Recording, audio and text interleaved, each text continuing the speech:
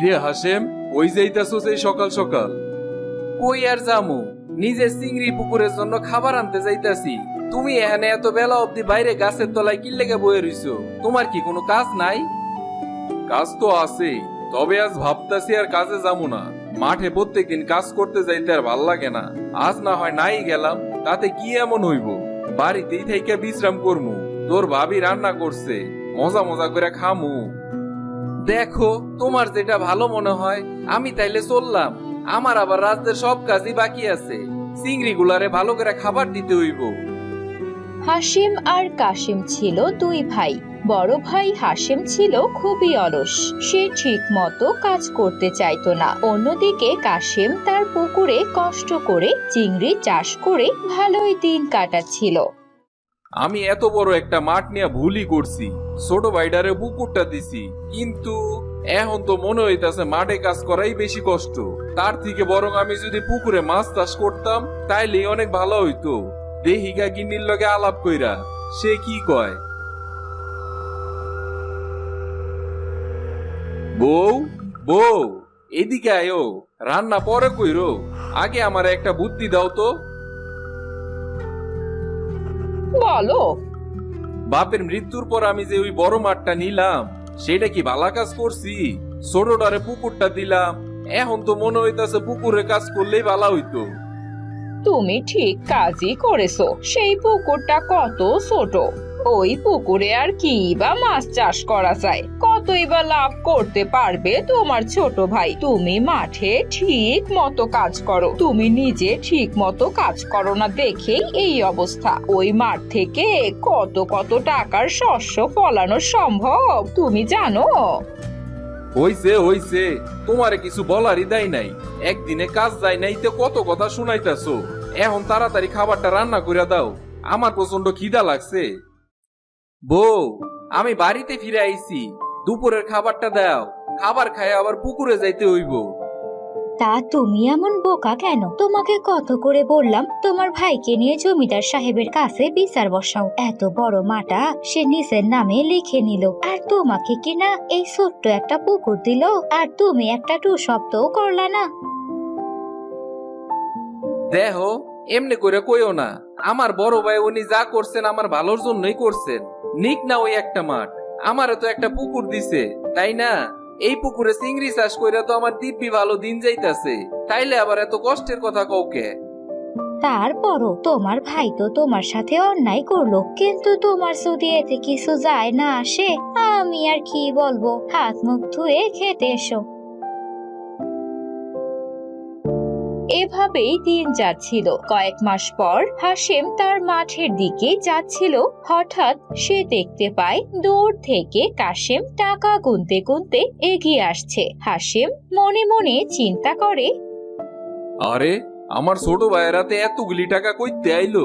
আমি তো এখনো ফসলই কাটতে পারলাম না, তাইলে কি ওই চিংড়ি বিক্রি করছে? আরে কাশেম, তুই এতগুলি টাকা কই পাইলি? কোনো জাদুর বাক্স টাক্স পাইছস নাকি? না না, আমি তো আমার চিংড়ি মাছগুলি বিক্রি কইরা বাড়ি ফিরতাছি। এবার ভালো টাকাই পাইছি চিংড়ি মাছগুলি বিক্রি কইরা। তো তোমার ফসলের কি অবস্থা? কবে কাটবা শুনি? কই আর ফসল, সেদিন যে বৃষ্টিটা হইলো এতে আমার অর্ধেক ফসলই নষ্ট হয়ে গেছে। আহা, কি বলছো ভাই? তোমার অর্ধেক ফসল নষ্ট হয়ে গেছে? শুননা তো অনেক খারাপ লাগতাছে। ঠিক আছে, আমি এখন তাইলে বাড়িতে যাই। বউটারে লয়ে একটু বাজারে যাইতে হইব। তার নাকি একটা পছন্দের শাড়ি আছে, সেটা তারে কিনা দিতে হইব। কাশিম আর কোনো কথা না বলে বাড়ি চলে যায়। না না, এ তো আমার একদমই সহ্য হইতাছে না। আমি এত চালাকি করার পরেও কাশেম আমারতে ভালো টাকা উপার্জন করতেছে। না না, এমনি তো চলতে দেওয়া যাইব না। আমারে অন্য কোনো একটা উপায় বের করতে হইব। হাসিম সারাদিন চিন্তা করে কিভাবে কাশিমের রোজগার কমানো যায়। এরপর সে একটা বুদ্ধি বের করে। বউ, আমি একটা বুদ্ধি পাইছি, শোনো তো আমার বুদ্ধিটা। দেখো তো কেমন হইছে বুদ্ধিটা। এখন আবার কি উপায় বের করেছো? দেখো, আমি তোমাকে আগেই বলে দিচ্ছি, কঠোর পরিশ্রম বাদে এসব ছোটখাটো উপায় অবলম্বন করে কখনোই ভালো টাকা পয়সা উপার্জন করা যায় না। তুমি এত কথা কইও না তো, তোমাকে শুনতে কইছি, খালি শুনো আর আমার একটু সাহায্য করবা।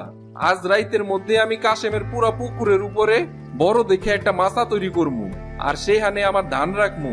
আমার ছোট ভাইটা তো অনেক বোকা, আমি চাইলে সে আর কখনোই না করতে পারবো না। যা ভালো মনে করো তুমি তাই করো, আমি এসবের মধ্যে নাই। তোমরা ভাইয়েরা মিলে যা ইচ্ছা করো, শুধু আমার ঘরে ঠিক মতো খাবার এলেই চলে। আর আমাকে শাড়ি কিনে দেবে বলেছিলে, তা কবে কিনে দেবে শুনি? তুমি চিন্তা করো না, এবার ধান উঠলেই কিনা দিমু। কাইলি আমি ধান কাটার ব্যবস্থা করতেছি। এখন চলো, আমারে পুকুরের উপর মাছা বানানির লেগে একটু সাহায্য করবা।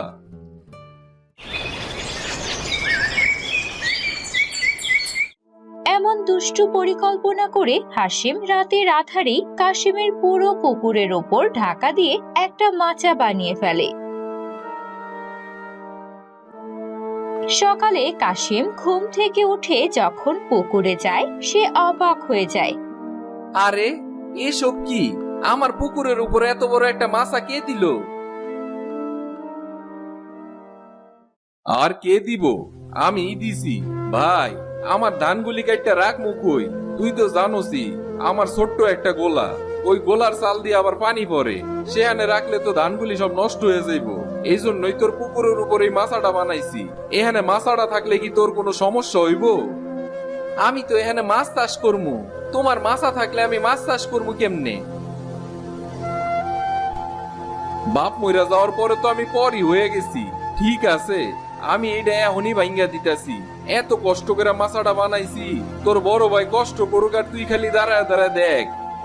দাঁড়াও ভাই, তোমার আর এসব করতে হইব না। তুমি মাছা দিছো ঠিক আছে, মাছা এখানেই থাক, আমার এতে কোনো সমস্যা হইব না। হাসিম আবারও তার বড় ভাই হওয়ার জন্য মিথ্যে কান্নার অভিনয় করে হাসিমের পুরো পুকুরটাই দখল করে নেয়। কাশিম মন খারাপ করে বাড়ি ফিরে আসে। কি হলো, এভাবে মন খারাপ করে ফিরে এলে? তুমি তো পুকুরে গিয়েছিলে। আর নতুন মাছের পোনা কখন আনবে? আমার আর মাছের পোনা, আমি আর মাছের পোনা কই চাষ করবো? পুরা পুকুরের উপর ছায়া দিয়ে একটা মাছা বানায় ফেলছে বড় ভাই। এখন আমি সেখানে মাছ কেমনে চাষ করবো তুমিই কও। তুমি কি কিছু বলনি? এখনো কিছু বলবে না? একটু জমিও তো দেয়নি, এখন আবার পুকুরটাও দখল করে নিতে চাইছে তোমার বড় ভাই। এইসব কি বলো তো? কি আর করবো কও, আমার বড় ভাই উনি মাছাটা দিছে কয়েকদিনের জন্য, হয়তো আমি দেখি কয়েকটা দিন অপেক্ষা কইরা, তাছাড়া তো আর কিছুই করার নাই। এভাবেই কাশিম তার বড় ভাইয়ের সব কথা মানতে থাকে। কয়েকদিন চলে যায়, কিন্তু কাশিম মাচা সরানোর নামও নেয় না। ভাই অনেক দিন তো হয়েই গেল, ধান বেচাও তো শুরু করে দিছো। এখন ধানগুলি সরায় ফেলো গোলার থেকে, সবগুলি ধান বিক্রি করে ফেলো। আমার মাছ চাষ করতে দেরি হয়ে যাইতাছে, মাছের পোনা তো ছাড়তে হইব পুকুরে। আমি তো আগেই কইছি আমার ধানগুলি বিক্রি করতে সময় লাগবো। কয়েক মন বিক্রি করছি, আর বাকিগুলি বিক্রি করতে আমার অনেক সময় লাগবো। এভাবে বারবার কানের কাছে এসে জ্ঞান জ্ঞান করিস না তো। আমি কি অন্য কেউ? আমি তো তোর বড় ভাই। কাশিম তার বড় ভাইয়ের উপর আর কোনো কথা বলতে পারে না। সে দুশ্চিন্তা করে বাড়ি থেকে দূরের পথে হাঁটতে থাকে। হঠাৎ তার সাথে এক বুড়ি মহিলার দেখা হয়। এ বাবা, আমাকে একটু সাহায্য করো না। এই বড় বাক্সটা আমি নিয়ে যেতে পারছি না, এটাকে একটু আমার বাড়িতে পৌঁছে দে। আমার কিছু গুরুত্বপূর্ণ জিনিস আছে এটাতে। বুড়িমা কই যাইবেন, আমারে কোন? এখন আর চলতে পারছি না, এই বাক্সটা নিয়ে তুই আমাকে নিয়ে চল। ওই তো জঙ্গলের কাছেই আমার বাড়ি, সেখানেই নিয়ে চল আমাকে। দেন বুড়িমা, বাক্সটা আমারে দেন, আমি মাথায় করে নিয়ে যাইতাছি। আপনার নাকি গুরুত্বপূর্ণ জিনিস আছে, চিন্তা করেন না, আমি এটারে সাবধানে আপনার বাড়িতে পৌঁছায় দিমু। এরপর কাশেম বুড়ি মহিলার পিছু নিয়ে জঙ্গলের দিকে চলতে থাকে, আর সে একটা কুঁড়ে ঘরের কাছে চলে আসে। তোকে অনেক ধন্যবাদ বাবা, তুই আমার এত বড় উপকার করলি, তা বাবা তোর চেহারা এত বিষণ্ণ কেন? কিছু হয়েছে? আমাকে বল। এই বুড়ি মহিলাকে কেউ সাহায্য করেনি, তবে তুই করেছিস। তাই আমি চাই না যে আমাকে সাহায্য করেছে সে এমন মন মরা হয়ে থাকুক। কাশেম বুড়ি মহিলাকে সব খুলে বলে। আমার মাছ চাষ করতে দেরি হয়ে যাইতাছে, আমি মাছ চাষ না করলে সংসার চলবো কি কইরা? ও আচ্ছা, এই কথা। চিন্তা করিস না, তুই আমাকে সাহায্য করেছিস, আমি তোকে খালি হাতে ফিরাবো না। এই বাক্সটা নিয়ে যা। এই বাক্সের মধ্যে যা গুরুত্বপূর্ণ জিনিস ছিল তা আমি এক্ষুনি সরিয়ে নিচ্ছি। না না বুড়িমা, এইটা আপনি কি কইতাছেন? এইটা তো আপনার বাক্স, আমি এই বাক্স নিয়ে কি করবো? বুড়ি মহিলা কাশেমের কোনো কথা না শুনে বাক্স থেকে তার গুরুত্বপূর্ণ জিনিসগুলো বের করে ফেলে। শোন, এটা কোনো সাধারণ বাক্স নয়, এটা জাদুর বাক্স। এখানে যেই মাছ চাষ করবি তাতে 1000 গুণে লাভ পাবি। এটার মধ্যে তুই চিংড়ি চাষ করিস, দেখবি চিংড়িগুলো দেখতে অনেক বড় হবে, আর সেগুলোই বাক্স থেকে কখনোই ফুরবে না। তোর যত ইচ্ছা তত বাজারে বিক্রি করতে পারবি। কি কইলেন? আপনি কি তাইলে সত্যি কোনো অলৌকিক শক্তির ক্ষমতাধর? তুই ঠিক ধরেছিস, আমি এক সন্ন্যাসী মহিলা। আমি পথে পথে এই বাক্স নিয়ে ঘুরে বেড়াই। কেউ আমাকে সাহায্য করলে তাকে আমি খালি হাতে ফেরাই না। এখন যা। বুড়ি মহিলার কথা মতো হাসেম সেই বাক্স নিয়ে বাড়ি ফিরে আসে, আর সে তার বাক্সের মধ্যেই পানি দিয়ে চিংড়ি চাষ করতে শুরু করে। তুমি কি পাগল হয়েছো? এই বাক্সের মধ্যে কে মাছ চাষ করে? এখানে কি চিংড়ি চাষ হবে? বুড়িমা যেইটা কইছে তেমনটাই কইরা দেখি, একবার চেষ্টা করতে তো আর সমস্যা নাই। কয়েকদিনের মধ্যে সেই বাক্স ভর্তি হয়ে যায় চিংড়ি মাছে। দেখছো, বুড়িমা ঠিকই কইছিল, উনি যেমনটা বলছে তেমনটাই হইতাছে। আমার এই বাক্সে এত চিংড়ি মাছ, আর এত বড় বড় চিংড়ি মাছ তো আমি কখনোই আমার পুকুরেও দেখি নাই।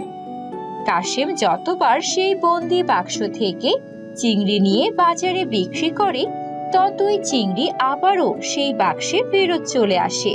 তাকে কোনো কষ্টই করতে হয় না। সেই জাদুর বাক্সের মধ্যে চিংড়ি চাষ করে সে ব্যাপক লাভবান হতে থাকে। কয়েক মাসের মধ্যেই সে তার বাড়ি পাল্টে নতুন বিশাল বড় বাড়ি বানিয়ে ফেলে।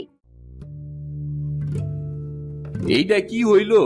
আমি তো কাশেমের পুরা পুকুরটাই জব্দ করে ফেলছি, তারপরও ও কিভাবে মাছ চাষ করে এত বড় লোক হইতাছে? তোমাকে আগেই বলেছিলাম, পরিশ্রম করো, পরিশ্রম করো, অন্যের পেছনে না লেগে নিজের কাজে মন দাও। তুমি যদি নিজের কাজে মনোযোগ দিতে, তাহলে হয়তো এতদিনে আমরাও একটা ভালো বাড়িতে থাকতে পারতাম।